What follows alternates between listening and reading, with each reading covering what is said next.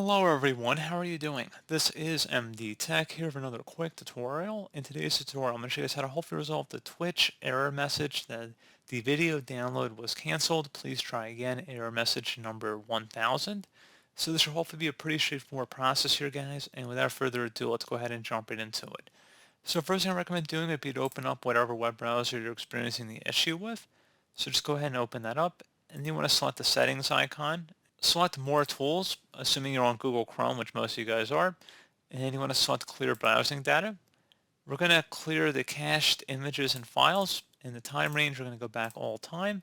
Select Clear Data, and then once it's done, go ahead and close out of here, and then relaunch Chrome or whatever browser you're having the problem with. You just want to clear the cache in whatever browser you're experiencing the issue with, as you saw I demonstrated in Chrome, and then hopefully your problem has been resolved. If you're still having an issue, we can go a step further and open up the search menu. Type in CMD, best match, come back with command prompt. Right click on it and select Run as Administrator. If you receive a user account control prompt, select Yes.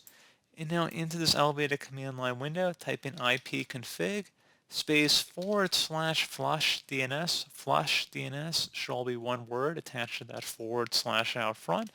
Hit enter on your keyboard. Should come back with Windows IP configuration successfully flushed the DNS resolver cache.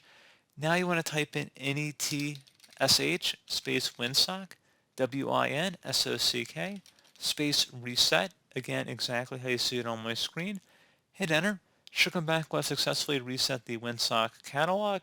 You must restart the computer in order to complete the reset. Proceed to close out of here and then restart your device.